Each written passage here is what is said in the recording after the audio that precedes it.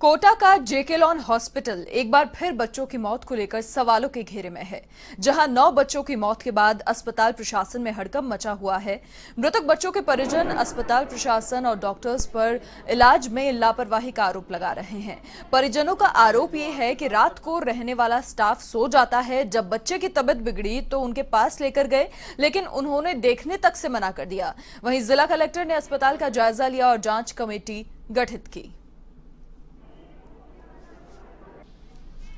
तो एक बार फिर से कोटा का जेके लॉन हॉस्पिटल सुर्खियों में है। ये पहला मामला नहीं है, ऐसे मामले पहले भी पेश आ चुके हैं यहां पर, लेकिन कहीं ना कहीं अस्पताल प्रशासन की लापरवाही यहां पर उजागर हुई और मृतक बच्चों के जो परिजन हैं वो लगातार आक्रोशित हैं।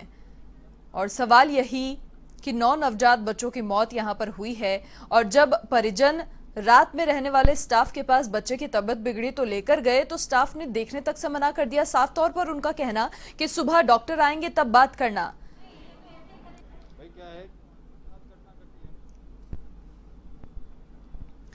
अधिक जानकारी के लिए संवाददाता योगेंद्र महावर फोन लाइन पर हमारे साथ फिलहाल जुड़ चुके हैं।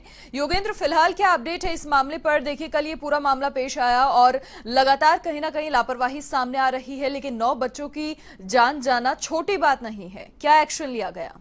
बिल्कुल, निश्चित तौर पर मनीषा, मैं आपके माध्यम से दर्शकों को बता दूं कि 9 बच्चों की जान जाना कोई छोटी बात नहीं है, लेकिन अस्पताल के लिए ये हमेशा छोटी ही बात रही है।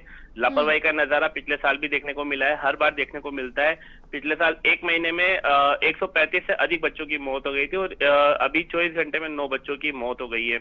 ऊपर वाले से हम दुआ करते हैं कि ये घटनाक्रम आगे जारी ना रहे। और एवन टीवी के माध्यम से मैं ये भी अपील करना चाहूंगा कि जो अस्पताल के जो चिकित्सक है वो भी काम में लापरवाही ना बरते। हालांकि इस काम में बिल्कुल लापरवाही बरती गई है। जिस तरह से 9 बच्चों की मौत हुई है तो अस्पताल प्रशासन ने अपना पलड़ा झाड़ लिया और चिकित्सा मंत्री रघु शर्मा ने भी अस्पताल प्रशासन का चिकित्सकों का बचाव करते हुए नजर आए। उन्होंने कहा कि 3 शिशु मृत अवस्था में लाए गए थे और 3 को जन्मजात बीमारी थी।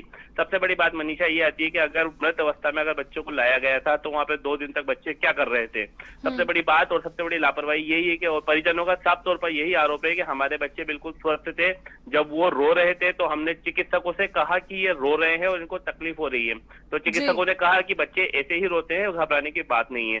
लेकिन कुछ ही देर बाद वो रोता हुआ बच्चा अचानक शांत हो जाता है। परिजनों पर दुखों का पहाड़ टूट जाता है। सर्दी का मौसम है, कोरोना संक्रमण पहले ही बहुत ज्यादा कोटा में हुआ है और अभी तक लगातार जारी है, लेकिन चिकित्सकों की लापरवाही हमेशा बढ़ती ही जा रही है। जांच बैठाई जाती है, अधीक्षक चेंज हो जाते हैं, स्टाफ चेंज हो जाता है, लेकिन लापरवाही कहीं भी चेंज होती नजर नहीं आ रही है। परिजनों का, क्योंकि ग्राउंड रिपोर्ट उन्हीं के पास रहती है, परिजन वहां मौजूद रहते हैं, उनके सामने बच्चा तकलीफ में रहता है, अस्पताल का स्टाफ कमरे में सोता रहता है, उनको उठाया जाता है, उनको बताया जाता है तो स्टाफ कहता है कि सुबह चिकित्सक आएंगे तो ही बच्चे का उपचार हो पाएगा। सबसे बड़ी बात, जब स्टाफ मौजूद है तो वो स्टाफ करता क्या है अस्पताल में? परिजनों का सीधा आरोप है और चिकित्सकों का ये कहना है कि बच्चे पहले से ही गंभीर अवस्था में अस्पताल में आए थे। अगर गंभीर अवस्था में बच्चा आता है तो आपकी जिम्मेदारी बनती है कि उस बच्चे को स्वस्थ करें, उसकी पूरी देखभाल करें।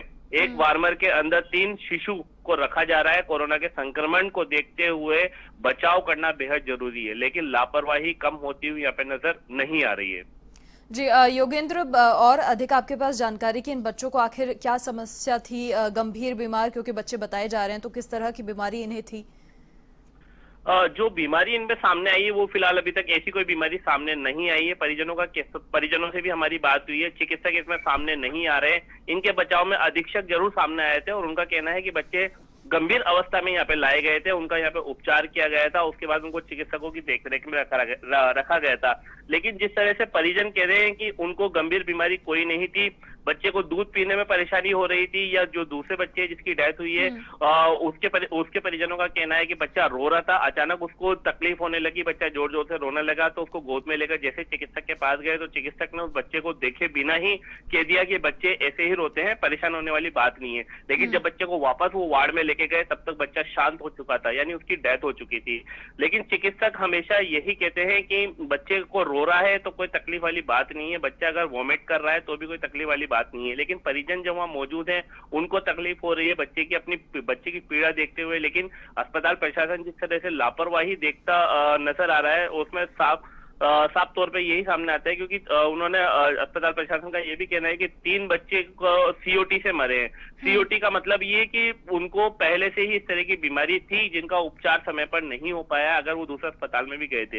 लेकिन अगर किसी के पास अगर रुपए खत्म हो जाते हैं, वो जेके-लोन अस्पताल में आता है, क्योंकि जेके-लोन अस्पताल संभाग का नहीं, मध्य प्रदेश से भी प्रसूता यहाँ पे अपना उपचार करवाने आती है। मध्य प्रदेश के जो राजस्थान की बॉर्डर के जो इलाके हैं, वहां से भी लोग, महिलाएं, बच्चे यहाँ पे अपना उपचार कराने आते हैं। लेकिन जिस तरह से लापरवाही का नजारा यहाँ पे साफ तौर पर देखने को मिल रहा है, उसके बाद चिकित्सा मंत्री जिस तरह से अस्पताल प्रशासन का और जो अस्पताल का स्टाफ है, जो लापरवाह स्टाफ, उसका बचाव करते हुए यहाँ पे साफ तौर पर नजर आ रहे हैं, तो कहीं ना कहीं ये गैर जिम्मेदाराना बयान परिजनों में कहीं ना कहीं आक्रोश पैदा करता है।